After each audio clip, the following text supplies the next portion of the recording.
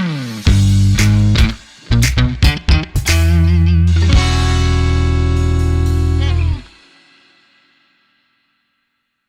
everyone, and thank you for coming to today's Play Attention webinar. My name is Gwen Sorley, and I will be your host today. I am so glad that we're able to take some time today together to focus on a topic that is now getting the attention, no pun intended, the attention it deserves, ADHD and women. Now, a couple of things before we start the event. We are recording the event, so tomorrow you'll receive a replay link you'll be able to share with any family members or staff members.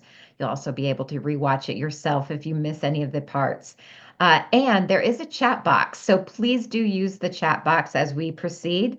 Your experiences that you want to share, any comments, any questions, I really do appreciate the interaction. Usually these topics, we have a lot of conversation going on, so I won't be able to address everything up front, so we will leave a little bit of time at the end if I am not able to get to everyone's comments and questions throughout the webinar. Now, it is Women's Health Month. May is Women's Health Month. So before we dive in, I want you to take a moment just to check in with yourself. And it's so easy for us to get wrapped up in taking care of others. We often forget to take care of ourselves. So take a moment now, just take a breath, and remember that you matter. Now, we all have an experience with ADHD. ADHD has touched our lives in some way. That's why you're here today. And I do, like I said, appreciate you coming to share your experiences and your questions. But we're all on a different part of that path. Some of you may have been on this path for a very long time, and you have lots of different experiences and insights. Some of you here today, this may be an entirely new world for you. So you have some questions or confusion around this topic. So know that everyone here is coming from a different path, but we all have the same interest to share and to learn more about women and ADHD. My personal journey started 31 years ago. It was in 1994 when I was in grad school, and we were assigned a specific project, and we had to do a presentation on a learning challenge. And so I looked through our text. It was an education course. I looked through our text and saw lots of information on dyslexia and motor skills challenges and disabilities in reading, math disabilities, learning disabilities. So there were a lot of different topics. And then I found one paragraph that had about 4 lines in it, and it was about ADHD. And of course, those 4 lines were typically about the little stereotypical hyperactive boy. That's all we knew in 1994. And we had 4 lines, but that really sparked my interest. And I did end up doing my presentation on ADHD at that time, did find a few more sources that were helpful. But of course, at that point, there was no information about ADHD carrying into adulthood or really any information on women and especially girls. And so it was really interesting to me, that topic. 2 years later, in 1996, I was teaching in a public school system, and the special education director came to me and wanted me to spearhead a play attention program for the district. Now, I was not a special education teacher, but he had come to me because his focus was really phenomenal and very forward thinking for then. He wanted to, yes, use play attention to help individuals improve executive function who were already identified as ADHD or had a 504 or an IEP. But his main focus, what he wanted me to really focus on, were all of those students who would never be identified, who were flying under the radar, who would never get the support services they needed in order to reach their full potential because they were simply struggling with attention or weak executive function. So that really started my passion in working with individuals who are misunderstood, misdiagnosed, or simply flying under the radar and not getting the support and services that they need.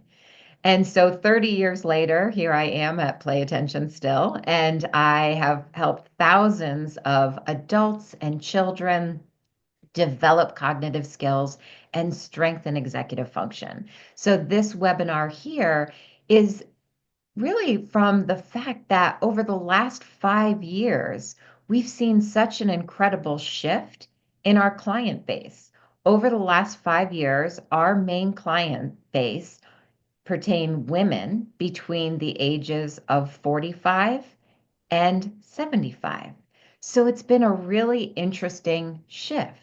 So this is for all of you women with ADHD or with someone in the family or a friend with ADHD who's looking for more support and more understanding on the topic. Now, I think it is important to remember that you're not alone because I know that sometimes you may feel a little bit isolated or that your journey is a little bit unique. I often have consultations with adult women who say, my story is a bit different because I wasn't diagnosed until I was 49 years old.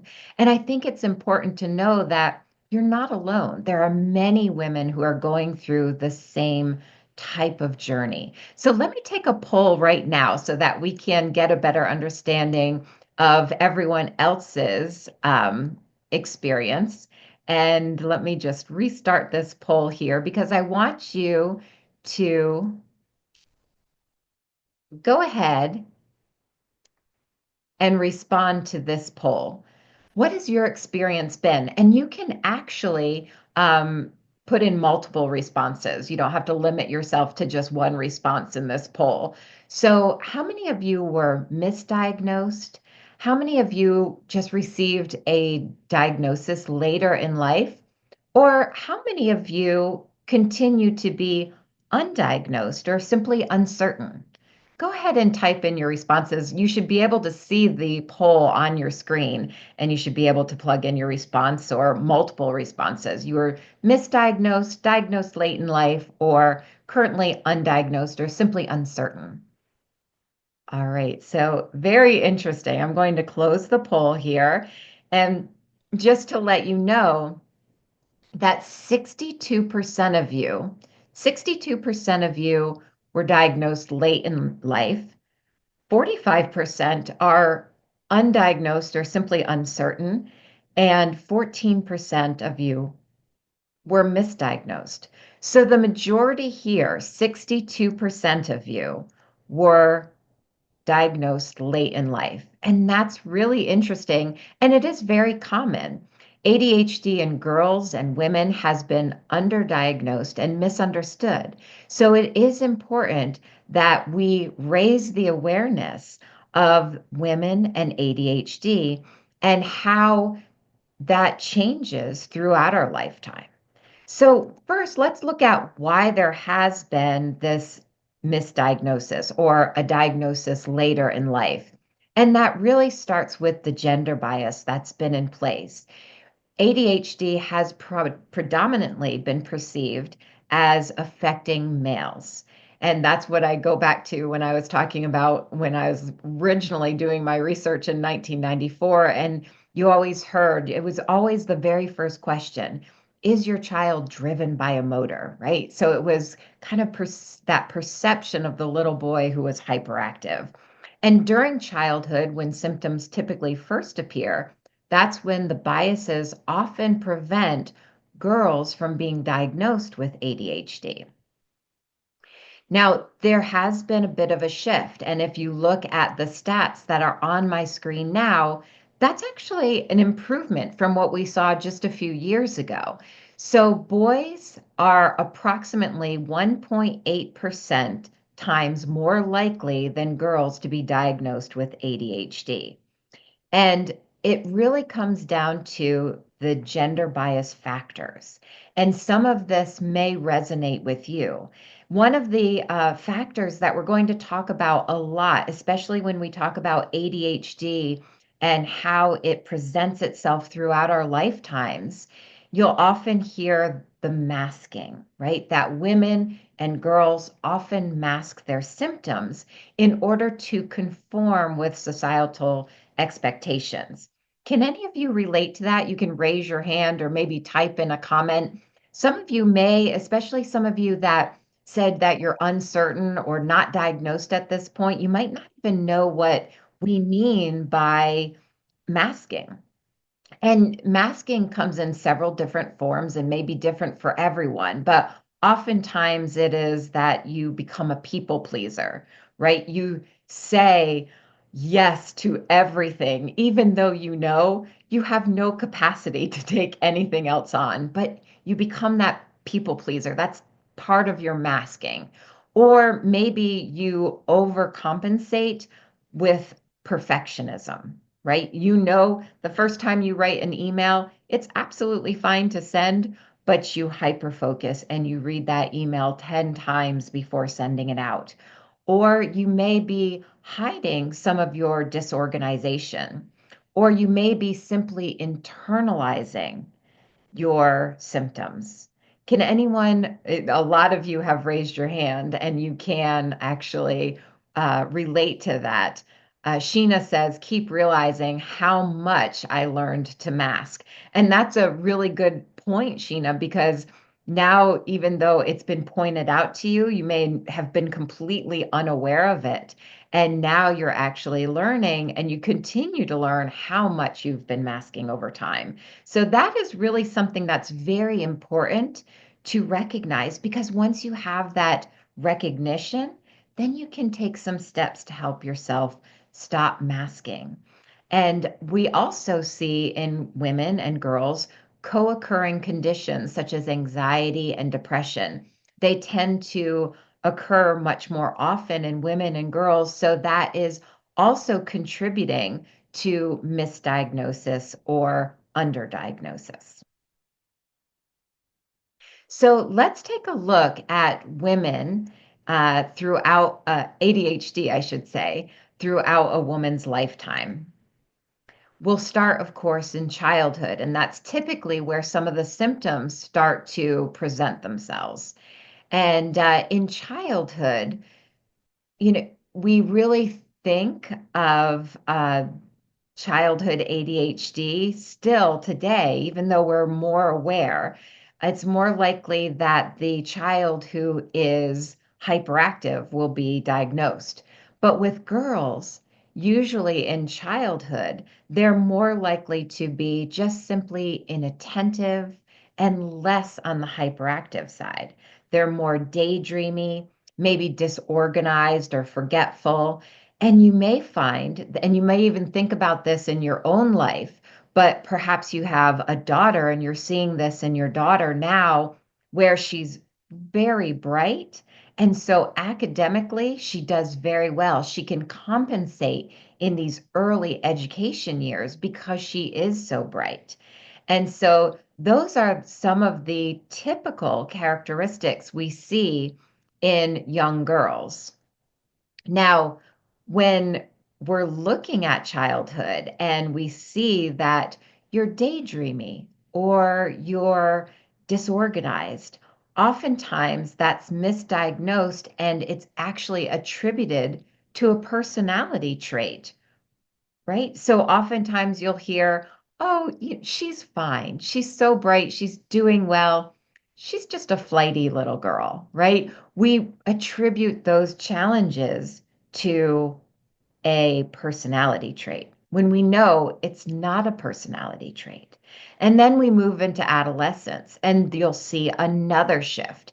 Many of you may be thinking that how much your ADHD presented differently throughout your lifetime, with challenges becoming more difficult at different times of your life. But adolescence is one time where it often gets a little bit more challenging with the symptoms of ADHD. The symptoms of ADHD are actually exacerbated because of hormonal changes and increased social pressures. So you remember high school or middle school, the social pressures are really challenging for anyone. And then you have the hormonal changes on top of that. And so all of that combined really causes those ADHD symptoms to become uh, more challenging. Now, another thing you may notice, because remember, we talked about how in the early education years, you may be very bright and you were able to compensate, and school was actually pretty easy for you. But then, even though you're still very intelligent, around middle school, it seems to get a little bit more challenging to keep up academically. And that is often due to weak executive function. And we're going to get into that a little bit later. But, executive function, no one's born with strong executive function, but we all have the potential to develop it. And that development starts right after birth and continues through our mid to late 20s. Unfortunately, we expect everyone to have strong executive function by the time they hit middle school, and that development doesn't always naturally happen. There are a lot of factors that can inhibit that development, one of which is ADHD. So that's why we often see when uh, girls, especially, but boys also, but when you get into middle school and high school, the challenges academically start to appear, because this is where you're expected to be more independent and organized, and the workload gets heavier and the projects get longer, and that's where it becomes more challenging. So that's why we see it during adolescence, even more masking and more misdiagnosis. Also, this is a time where you'll often see that one really typical or very common symptom of ADHD, which is rejection sensitive dysphoria. And that challenge socially can even further contribute to the anxiety and the depression and the ADHD symptoms. So it is important to keep in mind that as we get into adolescence, social pressures, hormonal changes, that all plays a role into our ADHD symptoms. Now, when you get into adulthood, you may notice another shift, another slight change, because now you have continued challenges with relationships, self-esteem, because there are so many pressures on you. You have to, or you don't have to, but you're expected to be a highly organized professional, an attentive mother, a supportive friend. And so you have a lot more on you. A lot of times I'll talk to women in a consultation and they'll say, I don't understand because I did really well at university. I graduated with honors. And yet now, as an adult, I mean, I know I'm a mom now and I have a career, but my ADHD symptoms seem so much worse. And that is because there are so many other pressures that you're dealing with. It's difficult for anyone, but especially if you have those symptoms of ADHD. So, again, you may find that you're developing some coping strategies at this time, and those are helping you in some way mask symptoms. But it really is a challenge, because I'll talk to individuals who will say, I do really well at work and everyone compliments me, but they don't realize that I'm spending an extra 2 or 3 hours every night in order to keep up. I'm working extra long, or I'm working extra hours on the weekend just to get done what they're getting done in a typical work week.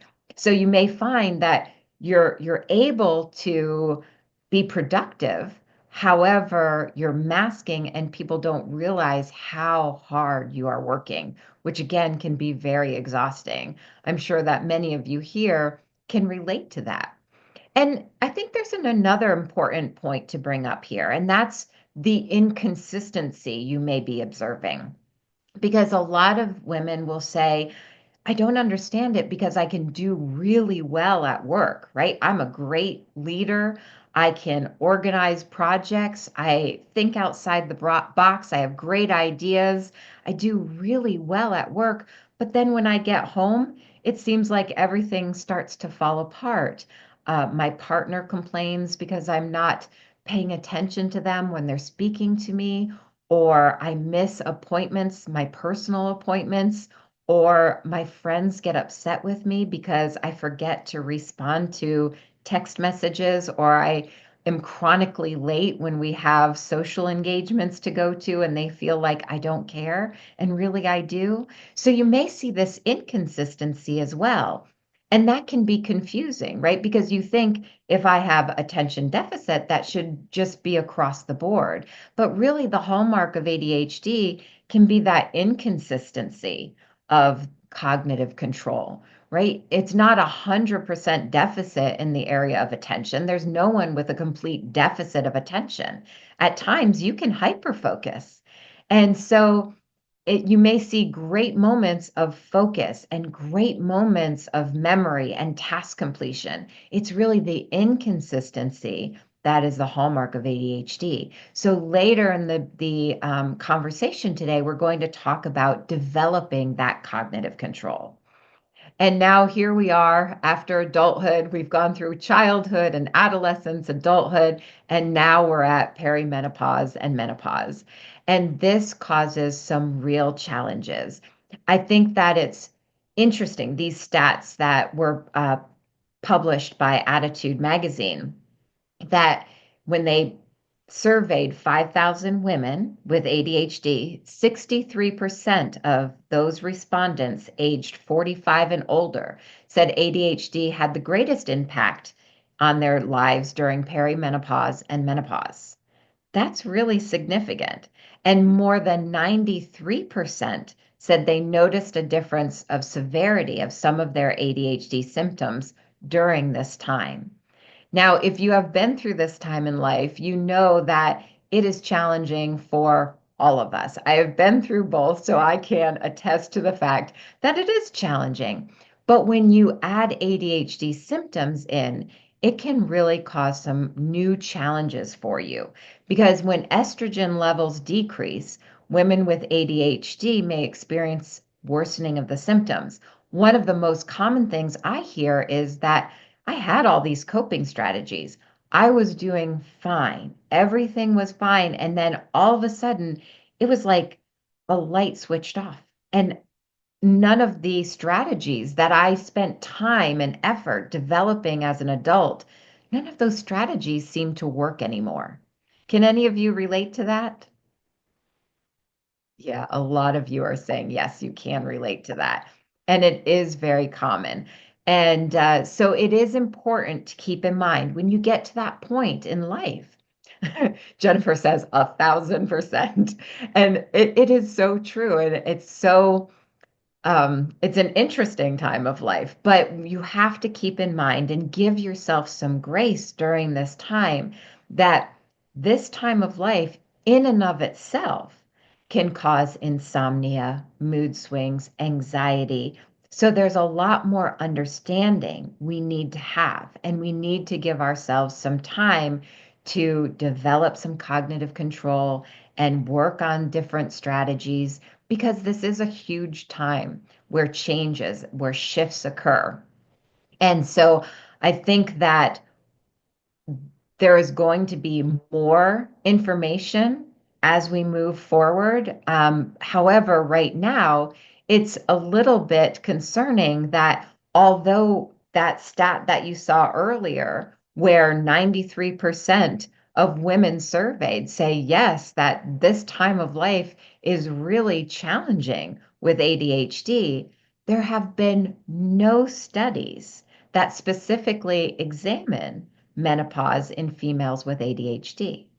So that's a really serious medical problem. And I think that as we move forward, we are seeing some shifts. So I think there will be more information.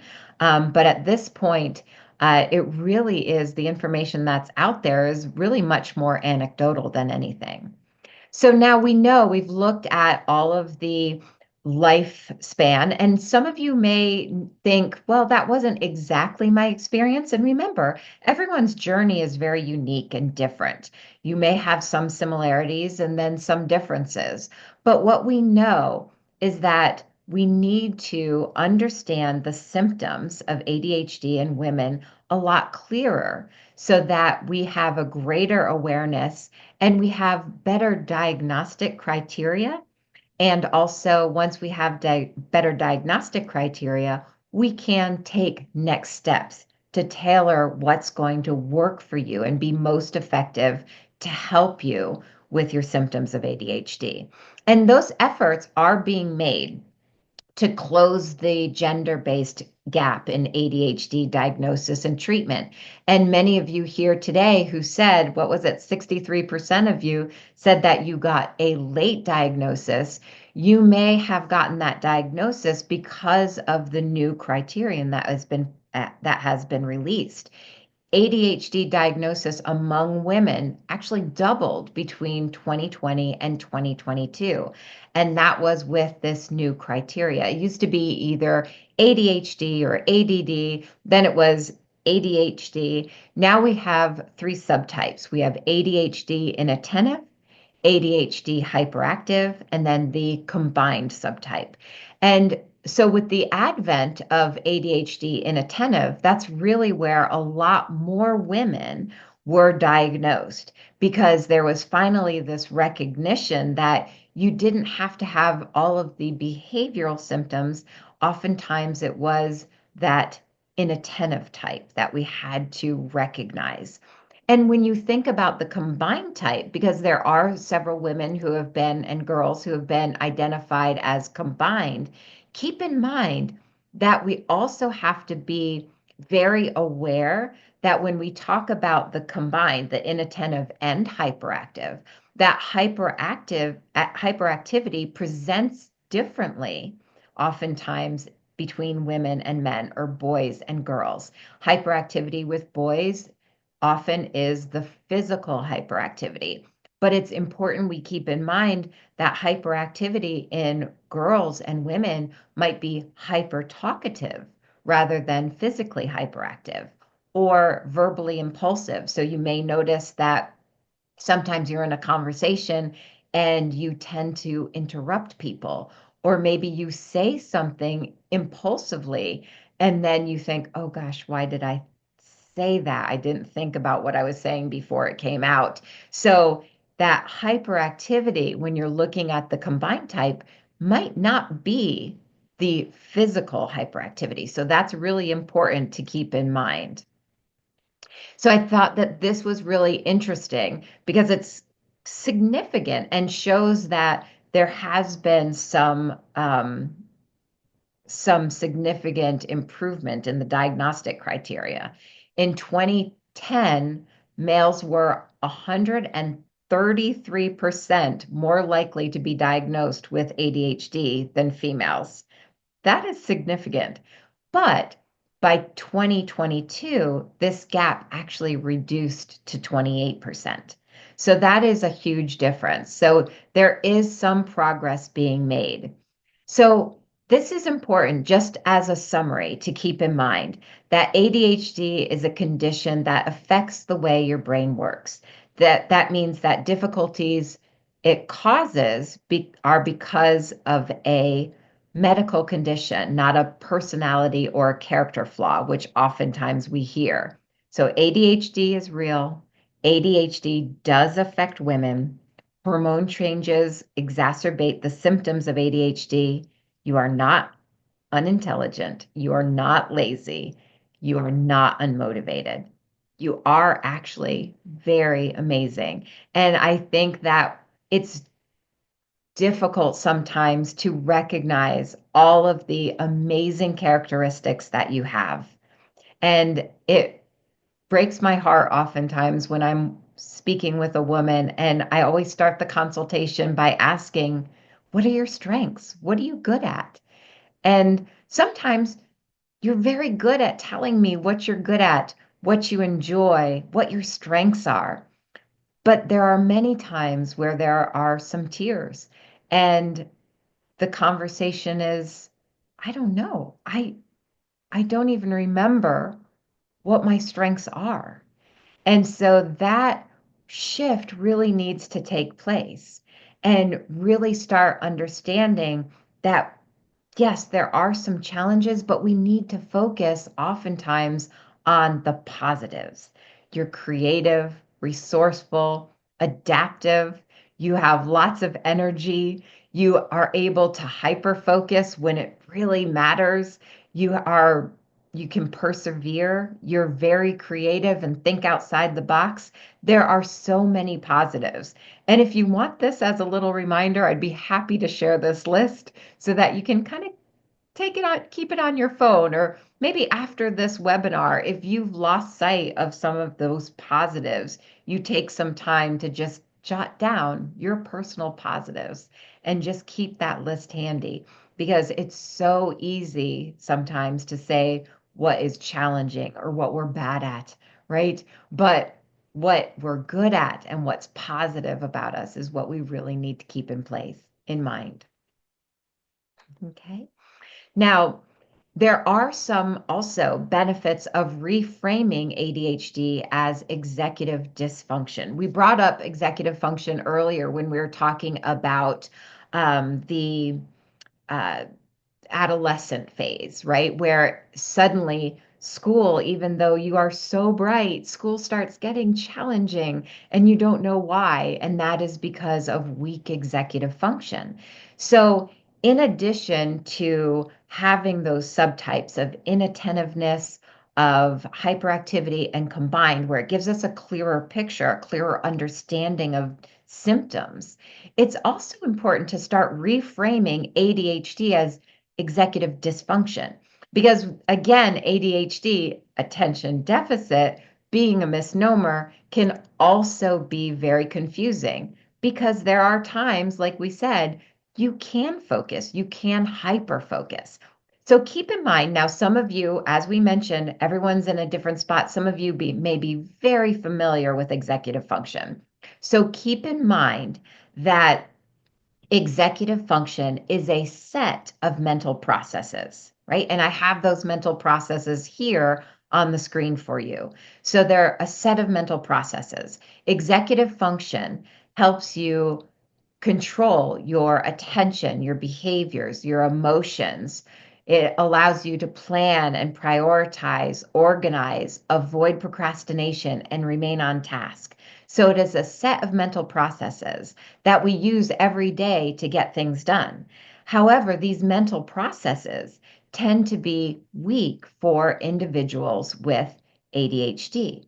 So if we can reframe ADHD and talk about executive function, there are a lot of benefits to that because it will provide us with more precise diagnostics, right? More precision in diagnosis. The emphasizing, when we can emphasize the specific cognitive processes, right? Planning, organizing, emotion regulation, when we can look at the cognitive processes that are impaired rather than focusing on a set of behavioral symptoms, that allows us to get more precision in that diagnosis. And when we have more precision in the diagnosis, it can actually help reduce the stigma. Because remember, we were talking about, especially when you're a little girl and people tend to say, oh, she's just a daydreamer, a little girl. She's just a flighty little girl. And so we are looking at character flaws or traits. And so now when we can really look at it differently, it emphasizes when we look at it as cognitive control and cognitive processes, it emphasizes that the difficulties are rooted in brain function. It's not a character flaw. Okay. Now, a lot of you have some great feedback that you're typing in the chat box, and please do keep that coming because, as I mentioned, we will be talking about all of these different um, questions and comments as we go through. Okay. Now, also, oops, sorry about that. I lost one of my slides there. When we can reframe, it can provide us with some more targeted interventions. So, understanding ADHD as executive dysfunction can lead to more targeted interventions that address underlying cognitive processes. And when we're looking at cognitive processes, that allows us to have a more holistic approach and we can integrate cognitive training along with some lifestyle adjustments. So that's important to keep in mind. So if you haven't reframed ADHD and thought about it as a set of mental processes that you're struggling with, that executive function, that may be very helpful for you to start looking into.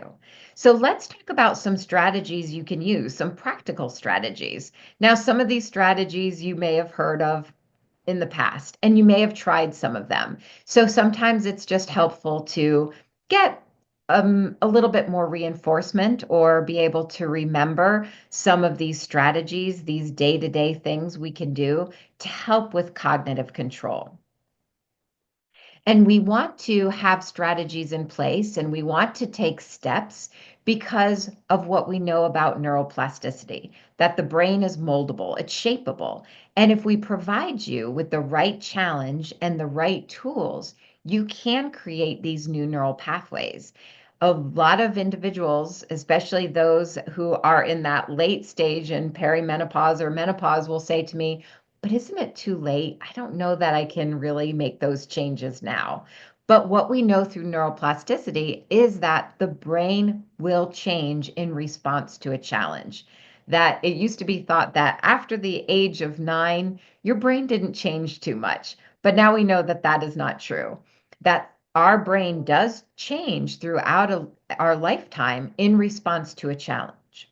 So that means that we know age is not a factor. We also know that labels like ADHD are not a factor. If we provide you the right challenge, the right tools, you can create these new neural pathways. So let's just take a look at some steps, some day-to-day tools you can use in order to help with cognitive function. One is to incorporate mindful breathing. And I know that many of you here have tried this in the past, but keep in mind that when you start feeling stressed or anxious or just really distracted, if you can take a moment and focus on your breath, or maybe even a very specific mindful breathing exercise, like the 4-7-8 strategy, where you breathe in for 4 counts, you hold your breath for 7 counts, and you breathe out for 8. Many studies have shown that mindful breathing exercises, when you incorporate that into your daily routine, can significantly enhance cognitive control. Also, regular physical activity. This is really important information. Exercise has been shown to increase blood flow to the brain, promoting neurogenesis. That means the growth of new brain cells. And that growth of new brain cells, of course, will support strong executive function. So it's important that we get that daily physical exercise. Also, remember to focus on your nutrition.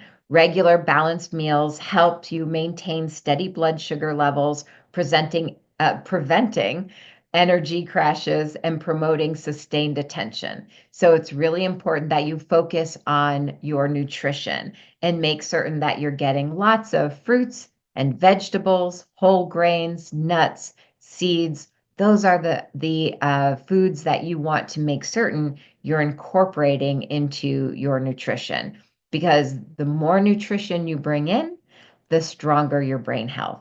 And sleep. I know that many individuals with ADHD have a hard time with sleep, but you want to keep in mind that focusing on some sleep hygiene routines will really help you go to sleep and stay asleep for longer periods of time. And sleep is such an important time, because while you're sleeping, your brain is not asleep. Your brain is working overtime. It's actually taking all of your experiences, all of your new knowledge that you've had throughout the day, and it's filing it. It's making notes. It is consolidating all of that information. It's taking all of the new information you gained and it's assimilating it with some of the old knowledge or prior knowledge. It's also taking some time to prune away some information or networks that you no longer use. So your brain, when you're in deep sleep, is really working overtime. So it is important, in order to improve cognitive health, that you get enough sleep.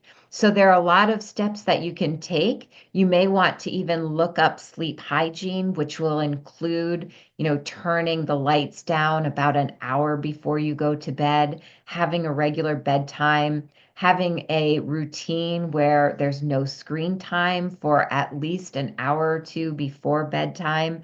There are a lot of things, a lot of stress steps that you can take in order to improve sleep hygiene in order to get better quality sleep. And then, of course, I know that many of you have tried time management techniques. So you may have tried the Pomodoro timer where you're timing yourself, or time blocking where you're setting aside specific times in your day to work on specific projects, and even the to-do list, right? And I want you to have these strategies. I want you to use these tips and strategies and have these ideas in your toolbox. However, we have to also keep in mind that tips and strategies are not enough. Remember when we talked about reframing ADHD as weak executive function, and by doing that, we can have a more holistic approach where we're working on cognitive control and also making some lifestyle changes or incorporating strategies. So, it's not enough to just have strategies in place, because many of you may have experienced this where you think, I have all of these strategies that I've heard about online, or I saw a video on YouTube that recommended I do this daily to-do list, or I use the Pomodoro timer, and I don't understand why it doesn't seem to work for me. I was working with one woman, and you may have heard this story in the past that I tell at some of my webinars, but it really kind of summarized the challenge with strategies when it comes to ADHD. And she said, everyone looks at me and says, just write a to-do list. And she said, I can write a to-do list. That's not the problem. I start every day with a beautiful to-do list. The challenge is at the end of the day, I haven't checked anything off on my to-do list. I haven't gotten anything done. So if you think about that to-do list, it's a good strategy. It's something we want you to implement and have in your toolbox. But in order for that to work for her, we had to make a cognitive plan, a cognitive training plan, so that we improved memory, so that she remembered she had a to-do list. We had to work on sustaining attention so that when she started number one, she was able to sustain her attention long enough to complete number one. We had to work on filtering distractions so that when she started the to-do list, she wasn't distracted by everything else that was in her environment. We had to work on staying in the present moment, that mindfulness, so that when she started her tasks, she wasn't derailed by that internal dialogue. We also had to work on impulse control so that she wasn't starting number one and impulsively jumping down to number three. So, in addition to strategies, which are good, and changes in your lifestyle, we have to simultaneously develop cognitive control and work on those skills. And that's what we focus on within Play Attention. We get to the root cause and develop a customized plan where we can develop those cognitive skills that are required for executive function. Because there are so many skills that are required for strong executive function. Because remember when we looked at that wheel of executive function, there were lots of different mental processes within that, one of which was emotion regulation. And I know that many of you have difficulties with emotion regulation, and that's one of the areas you want to improve. But emotion regulation isn't just one thing, right? You may have some strategies that you've been taught by a life coach, or you've seen some strategies online, or maybe you have a counselor who's talked to you about emotion regulation and you've talked about some strategies that you can use. But in the heat of the moment, during that time, you didn't use the strategy. And then afterwards, you think, well, I had such a big response to that situation that now seems so small. And why was that? And I had this strategy. We've talked about the strategy. Why didn't I use it? Because if cognitive control isn't developed, if you don't have cognitive control in all of these areas, then the strategies are very difficult to implement. If you think about emotion regulation, in order to improve that area and apply strategies, first you have to be able to pay attention to the entire situation. You need to be able to process that information. You need to be able to control your impulsivity so that you're not just impulsively responding with the first emotion that comes to mind. You also have to work on memory so that you can draw on prior experiences and evaluate the best response. We also need to be able to stay in the present moment so that you're not just getting, again, derailed by that internal dialogue. So, have you ever looked at that wheel of executive function, emotion regulation, organization, all of those mental processes, and looked at all of those foundational skills that actually are required in order to improve those areas? So, that's what we do within Play Attention. We customize a plan and then we integrate feedback technology with cognitive skill training and behavior shaping. You see my body wave armband on the screen there. This is the body wave armband. On the back, there are three sensors. So when I slide this armband on my arm, those sensors are now monitoring my brain activity that tells us how attentive I am. And then that information is given over to the computer where I'm allowed to control all of these cognitive exercises just with my mind, or more specifically, my attention alone. And I receive constant and immediate feedback as to whether or not I truly am focused and paying attention. And that is the very first catalyst required for developing cognitive control, right? If we are going to spark new neural pathways, we have to first, the first catalyst required to spark new neural pathways is attention, right? So that's why we make certain that no matter what you're working on, whether it's attention stamina or task completion or working memory, you have to be paying attention. If you're not paying attention, then the activity will stop or the character will go in the wrong direction, and you have to focus back in order to continue. Okay, so that is the really critical component. So I want you to keep in mind everything that you've learned today, and we'll do a summary here in a moment. Everything that you've learned, maybe some of the information was new, maybe some of the information was old, but it was kind of important for you to get a reminder, or maybe some of the information you had only heard about partially. So hopefully this gave you some new perspectives, some new ideas, and think about what you can take away from today's conversation. Can you implement some new strategies? Can you look at your symptoms in a new way? And are we looking at a holistic approach where we're combining strategies along with developing cognitive control? Now, if you'd like a little bit more information, and maybe you're thinking that you would like more information on even those different cognitive areas because you saw previously these are all of the different cognitive skills that we can address within Play Attention. And some of these you may go through and think, yes, I need all of those, or my child needs all of those, or maybe you can pinpoint some of the areas that are most important for you.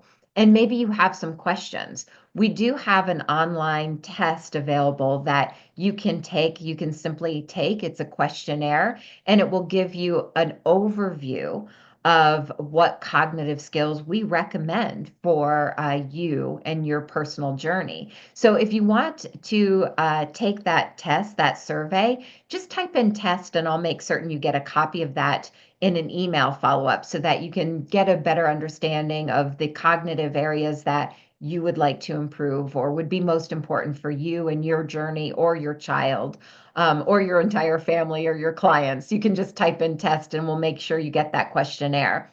If you do want a more in-depth look, because remember, 63% of you said that you were diagnosed later in life.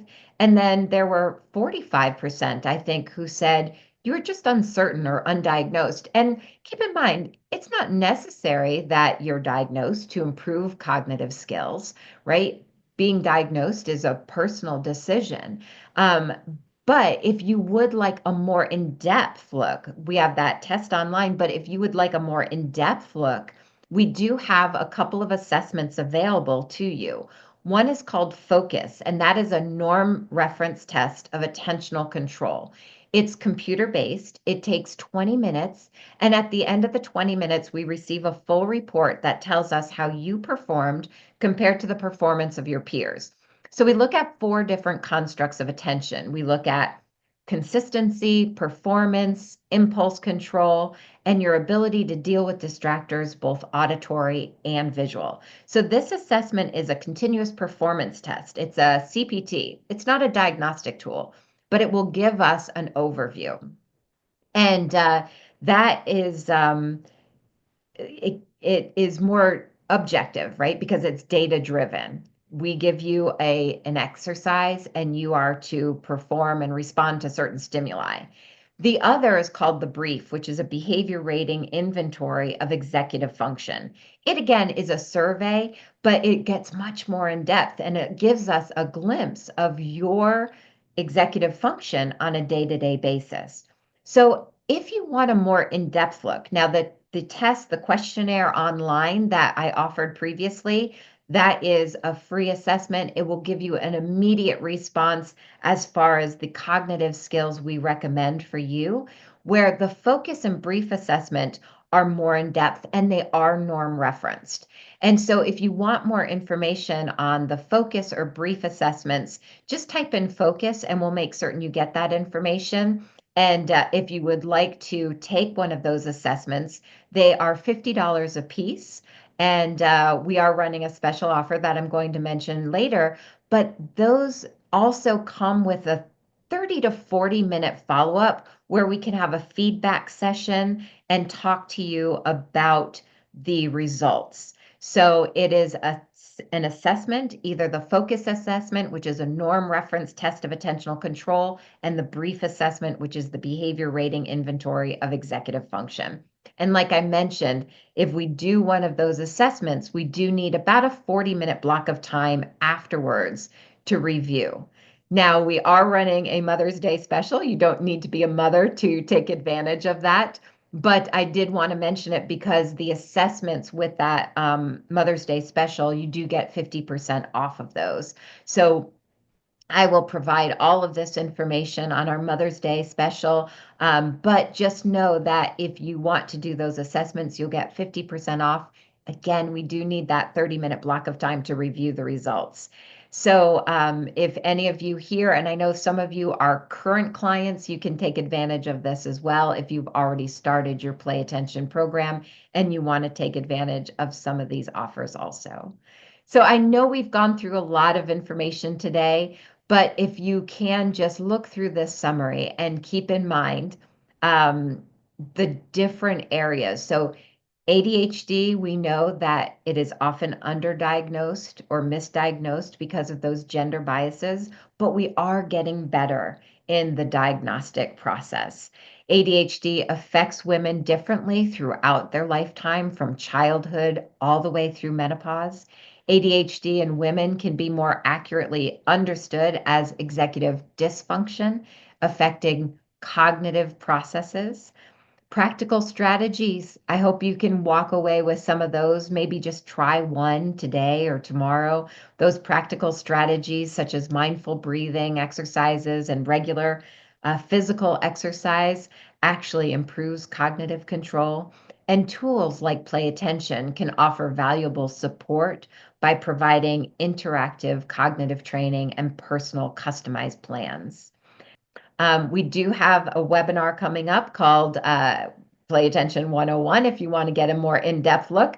But if you want, after today, if you would like to have a one-on-one consultation just to talk about your specific needs, because as we went through all of this information, it may have sparked a lot of questions or it may have made some connections. And just type in consultation and we'll make certain we send you our consultation link. And that way you'll be able to chat with one of us here and we can discuss your specific needs and answer your questions and really listen to you so that you can plan a program or next steps that will work for you. And also remember, you can take advantage of our Mother's Day special offer as well. Okay. And if you want more information on that, or if you want us to reach out to you with more information on that, you can type in mom. We'll get back to you. And remember, you don't have to be a mother to take advantage of that. It's open to everyone. All right. So, those are some of the next steps: the test, the focus assessment, the consultation, webinar, the special offer. But no matter what you write down, and even if you're still writing some new questions that you want addressed or comments, just know that I really appreciate your time today. I really appreciate the fact that you took some time out of your day to really focus on yourself and your own process and really take the rest of the month. You should take every day, but take the rest of the month specifically because you know we're supposed to be focusing on our health, and take some moments to check in and make certain that you are taking care of yourself. Thank you so much, everyone. I hope you have a wonderful afternoon or evening wherever you may be on the planet. And I look forward to seeing you at our next webinar or help you get your customized plan started very soon. Thank you so much.